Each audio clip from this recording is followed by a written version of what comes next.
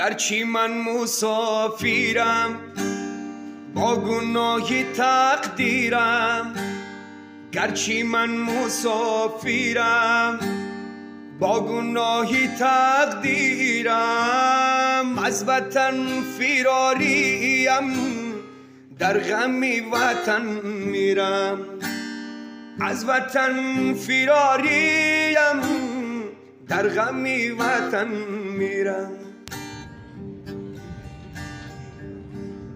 یادآورم ناکش سیب و انگور و تاکش، یادآورم ناکش سیب و انگور و تاکش، در دیاری بگانه توشه من از خاکش، در دیاری بگانه توشه من از خاکش.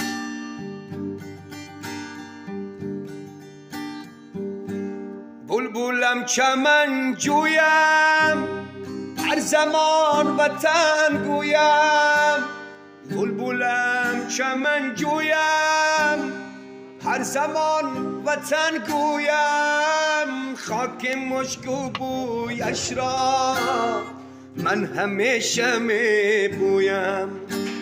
ای شمالی آبانی مثل من تو سرسانی، دردی قلبی لایق را جان من چی میدانی.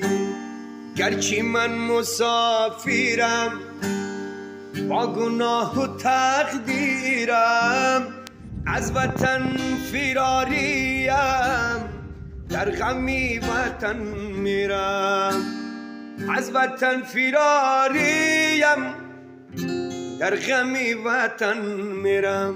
دوستان عزیز، برای غریب بچه ها بود. همین سرودش ما معقول کنید، گفتوی گپو پادیلیت سا میکنیم برای دوستنوری وطن های قدر وطن هم میدونیم. دوستان عزیز، همین سر را تکرار میکنم. بلبلم چمن جویم هر زمان وطن گویم، بلبلم چمن جویم هر زمان وطن گویم، خاک مشک و بویش را من همیشه می بویم. زنده باشین، سلامت باشین. کمیتر می نویسیم همین سرودی غریبی برای کسی پسند باشه، معقول شوه، همین را به طور کلیپ میکنیم برای مخلصو.